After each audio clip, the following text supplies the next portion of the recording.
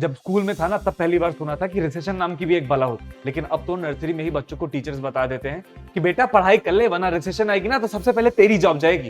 Actually बात यह है ना कि 2023 में बहुत सारी कंट्रीज को ना रिसेशन का खतरा है और सबसे ज्यादा पता है किसको है? यूएसए को। कि का तो ये सब सवेरे सवेरे हमसे चुगली करवाता है यार। सीधे टॉपिक पाओ ना। आरबीआई ने एक रिपोर्ट पब्लिश की है स्टेट ऑफ द इकोनॉमी, जहां पे उन्होंने वार्न किया है कि the global economy outlook may darken in 2023। आपको मैं रिपोर्ट के हाइलाइट्स बता देता हूं। मार्केट इकोनॉमी कभी भी गिर सकता है। रीजन पूछ रहे हो? मार्केट इकोनॉमी ना अभी 4 चीजों से लड़ रहा है: currency depreciation, capital outflow, high inflation and slow growth. और दूसरा, ग्लोबल कमोडिटी मार्केट में अभी बैलेंस और मॉडरेशन बना हुआ है, लेकिन यूक्रेन वॉर और क्लाइमेट चेंज की वजह से ना फूड प्राइसेस अभी भी हाई रहेंगे, प्री पैंडेमिक टाइम से ज्यादा हाई रहेंगे। तो यार यही सही टाइम है, जिम वगैरह ज्वाइन कर लो, चने खाओ, ठीक है? सब्जियां खा के क्या करोगे? एरेका नट पता है क्या होता है? सुपारी।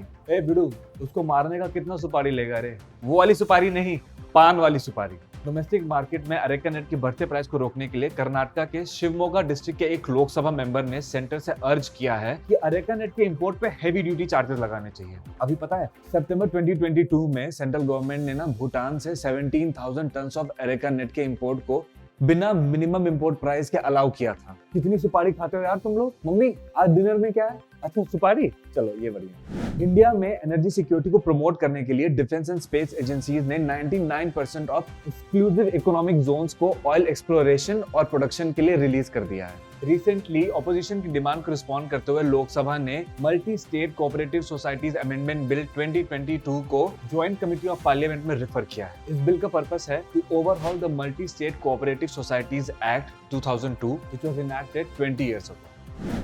It is estimated that around April 2023, India's 1.43 billion people will exceed the population of China. अभी 2022 में ना चाइना ने पहली बार अपनी पॉपुलेशन में एक एब्सोल्यूट डिक्लाइन रजिस्टर किया है। According to United Nations Population Fund (UNFPA), the demographic dividend means the economic growth potential that may result from shifts in a population's age structure. मतलब कि जो वर्किंग एज पॉपुलेशन 15 to 64 का जो share है वो non working age population 14 and younger and 65 and older से ज्यादा हो जाता है।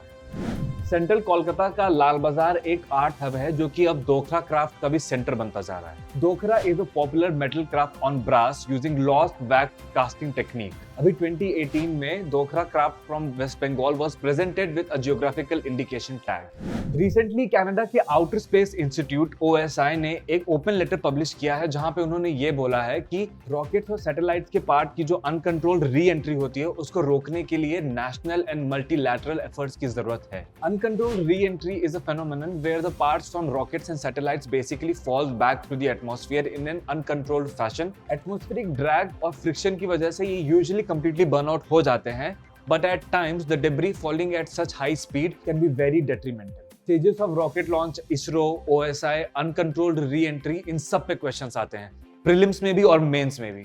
तो भाई यार पढ़ लो ये सबको। The UNESCO listing mentions Konkan geoglyphs. Geoglyphs are a form of prehistoric rock art that were created on the surface of laterite plateaus. Carbon dating से पता चला है कि ये जो कटाल शिल्प हैं ये 12,000 से 20,000 साल पुराने हैं, मतलब लगभग मेरी उम्र के हैं।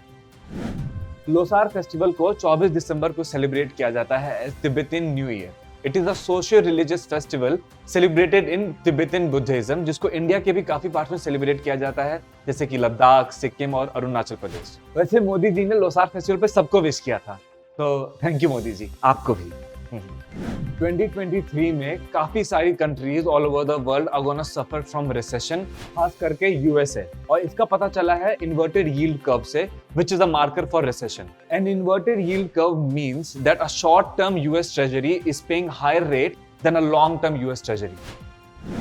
सेंट्रल पोल्यूशन कंट्रोल बोर्ड ने एक रिपोर्ट में ये कहा है कि the number of polluted stretches in Indian reverse has fallen from 351 in 2018 to 311 in 2022, though the number of most polluted stretches has not changed at all. मतलब change हुआ है कि नहीं, आप ये क्लियर बताओ ना। और मुझे पता है, मैंने देखा है आपको यमुना बैंक पे आप वो थैले फेंकते हो ना, सब पता है। According to UN's World Water Development Report 2022, India extracts 251 cubic kilometer, which is more than the quarter of world's groundwater withdrawal each year, जिसका 90% सिर्फ एग्रीकल्चर के लिए यूज होता है। मध्य प्रदेश के बहुत सारे फार्मर्स जो कि रीजनरेटिव एग्रीकल्चर मेथड्स को अपनाते हैं, उनका मानना यह है कि this reduces the frequent need of irrigation, so this is the perfect time to go for regenerative agriculture which conserves energy and water. New archaeological findings from Tel Tsaf in Israel have shown the presence of cotton fibres originating in Indus valley from 5200 BCE। अब ना heated swimming pool में घुसने से पहले एक बार brain eating amoeba के बारे में भी सोच लेना। जी हाँ, According to USA Center for Disease Control and Prevention, Naegleria fowleri, जो कि एक अमीबा है, that are single-celled organism, can infect humans. It was discovered in Australia in 1965 and they are commonly found in warm freshwater bodies like rivers, lakes, hot springs. और इसका पहला case अभी south Korea में मिला है। Recently, the Union government has urged to include Sri Mukhalingam Temple in UNESCO's list. ये Srikakulam district के जालुमूरु मंडल में लोकेटेड है। वंशाधारा रिवर के किनारे बसा इस जगह को पहले कलिंग नगरम कहते थे। ये अर्ली ईस्टर्न गंगा डायनेस्टी का कैपिटल हुआ करता था। Recently, the CAG of India has detected large-scale anomalies while updating the National Register of Citizens in Assam. अरे तोरे सब ग्रेट बैरियर रीफ के बारे में सुने आप? ऑस्ट्रेलिया में है भैया। तो वहां पे जो साइंटिस्ट हैं जो ग्रेट बैरियर रीफ पे काम कर रहे हैं, they have tried new methods for storing and freezing corals. Sarsa Himachal के शिवालिक्स में ओरिजिनेट करती है। Through Solan district it enters Rupnagar district in Punjab and flows into the Sutlej.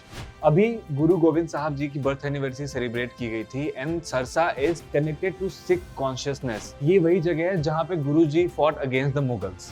The Barotiwala Nalagarh industrial complex which is one of the largest pharmaceutical hubs in India is located near Sarsa and has made it completely unfit for human consumption. A lax attitude towards safe disposal and the management of pharma waste has raised concerns over the effect of pollution on health and the environment. अरे एक good news दे देता हूँ।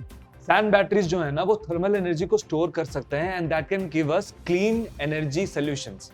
Finland has installed its first fully functional sand battery in Kankapa town, which is capable of storing energy for months at time.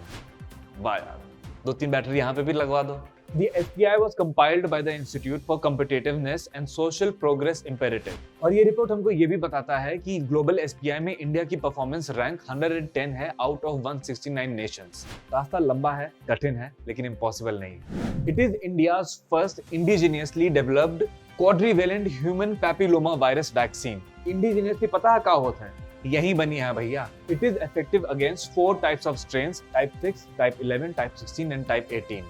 The Cervavac is based on VLP, virus-like particles, and it is similar to the hepatitis B vaccine. So kudos to the pharma team. Good job. Benin bronzes are over 3,000 artworks, including intricately decorated plaques and animal figurines from the ancient kingdom of Benin.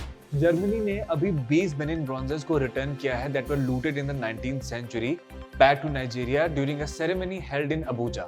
और Germany ने ना ये भी place किया है कि वो 1100 Benin ब्रॉन्जेस की ओनरशिप को नाइजीरिया को वापस देंगे। यार ये लगे हाथ कोई इनको ब्रिटिश को भी बोल दो कि हमारा कोहिनूर लौटा दें, वो कब तक मिलेगा हमको? देखो यार, मैंने ना तुम लोग को पहले भी बोला हुआ है कि अगर तुम लोगों को इन टॉपिक्स पे डिटेल डिस्कशन चाहिए तो एडुकेमी के गैजेट्स पढ़ लो या फिर आ करके हमारी करंट अफेयर क्लासेस ज्वाइन कर लो।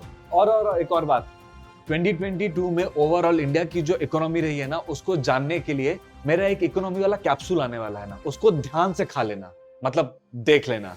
पर तुम लोग सुनते नहीं हो किसी की बात।